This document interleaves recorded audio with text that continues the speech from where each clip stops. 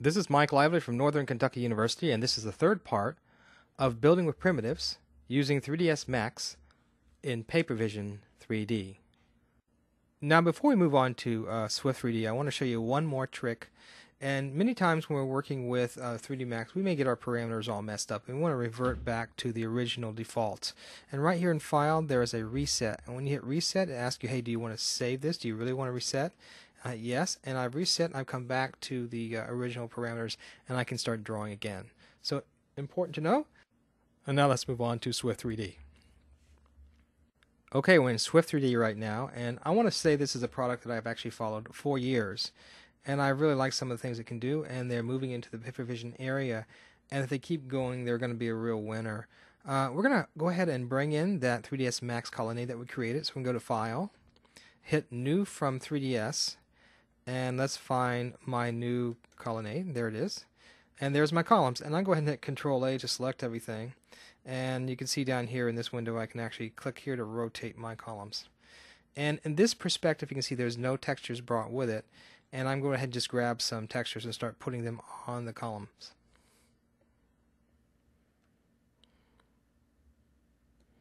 And I can rotate. And I'm actually pulling bitmaps off onto the columns. And I can also select some other bitmaps as well.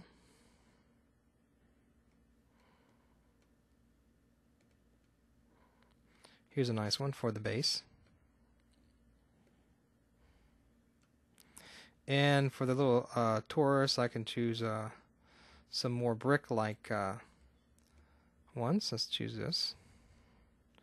And choose the other one. And I'm not going to do the entire colonnade because this is specifically to demonstrate some of the issues that we're going to run into when bringing a structure like this into PaperVision. So this is done, and you could finish it yourself. But what I want to do now is come along here and go Export for PaperVision. So Export Scene to PaperVision. Let's click on that. And this is going to create a PaperVision version. And I'm going to put it in my Collada stuff. So click on that and hit Save.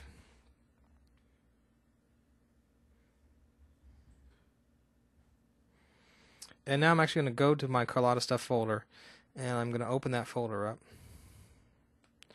And we'll move over here on my desktop so you can see that.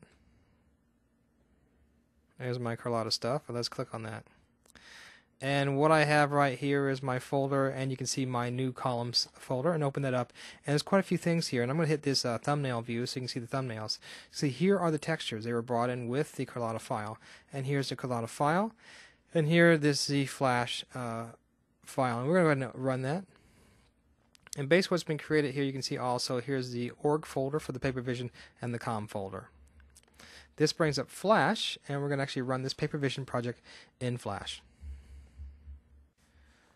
Now, before we run this in PaperVision, let's go ahead and just review where we are with the outline, where this is using Swift3D.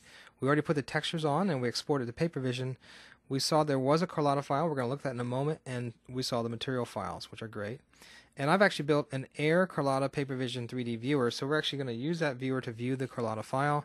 And we're going to be talking about now is optimization, material confusion, lighting, and no-mit mapping, some of the problems that we're going to see in this particular file. Not necessarily problems that Swift3D has created, but maybe things that need to be improved in PaperVision. So let's go ahead and control test this to take a look at what's going on with the file. So I've actually brought this immediately into Flash. Swift3D created these files for me automatically, and from that I immediately have a PaperVision version running in 3D. Now, what you're going to see here is a rotating object. It's not going to do me much good as far as having an interactive website. But the cool thing is I got the Collada file, and once I have that Collada file, I can import that file into Swift3D, or excuse me, I can import that file into PaperVision and do lots of cool stuff with it. So here's our colonnade, and I can actually magnify, come closer to it. There you go. And then I can rotate it. Now, immediately, you got a problem. And that problem is this thing is just too stinking slow. I mean, this will never work in the real web environment. You're going to lose your users. And so that is a problem with PaperVision. It's a problem with optimization. It is a problem with counting polygons and other things. There's another problem here. Look at the lighting. It is terrible. There is no contrast here. So what I could do is build a 3-point lighting system in PaperVision, but the problem with that, there's a lot of overhead as far as the process is concerned. So what I need to do to optimize this is basically bake the lighting directly on the materials in 3ds Max. And let's take a look at our list here. I think there were a few other problems I want to make a mark of. Of course, it's not optimized, it's moving too slow, and there's material confusion. This is an important point as well. If we kind of rotate up here, let's see if we can see it, and we may not be able to see it in this particular version. And right now this looks okay, but right here on this edge you can see there's confusion between the materials. There's kind of a half line here coming across another portion, and you'll see this commonly happen in PaperVision all the time. And so there's got to be a mechanism basically to keep those materials from becoming confused. They don't seem to know which surface is which. Okay? And I believe there was one more thing we wanted to look at, and that's no mip mapping. Now what mip mapping is basically, and it allows you, this is a new occurrence in the Flash Player 9, allows you basically to optimize the way bitmaps are put on by proportionalizing them to factors of 2. So as opposed to just having like an 80 by 20 or some other odd size of a bitmap, you want to have it like, for example, 256 by 512, some multiple of 2, and actually enables the program to work more efficiently with those bitmaps. So just some of the problems with this particular scheme. Let's go ahead and take a look at this Collada file real quick. As I said, you can go to my YouTube and you can look at Adobe Air Collada PaperVision 3D Viewer, and here's the address right here, and you can download that free. It's on Google Code. And we're going to go back to the file structure, take a look at our Collada file. Here it is right here. We're going to open that up in my viewer. So I'm going to bring my viewer. You can download it to your desktop. It's an Air application, and just click on it and it'll come up, and you can basically surf to where this Collada file is and open it. But that'll be enough for us to talk about the Collada file and actually what's happening here and why things are moving so slow.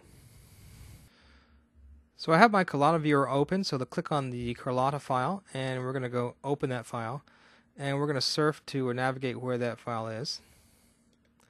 It's on the desktop, and I believe it's called Collada Stuff, and my new columns, and you can see there's my Collada file. And it'll take a moment for it to come in.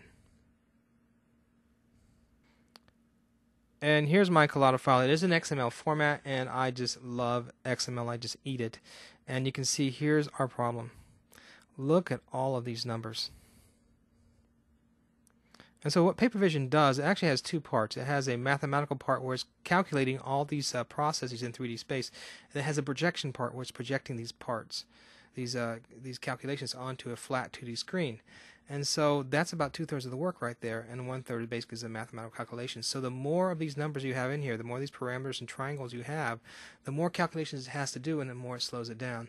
So in any optimized system, you have to bring this polygon or this vertice number down significantly. I can actually zoom back a little bit. Let me see that and see if I can see this colonnade here. Give it a moment. And we're seeing more of it. Let me zoom back a little bit more.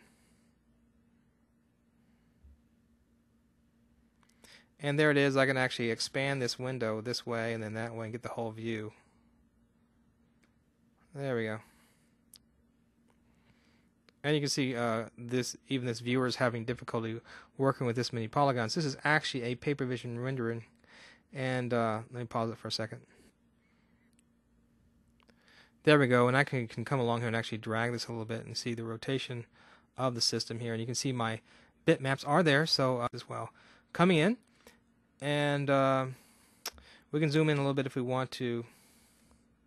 There we go. Actively zoom a little bit. And once again, moving way too slow for the web. And so we're going to have to deal with, and you can see all the polygons in here. There are quite a few here.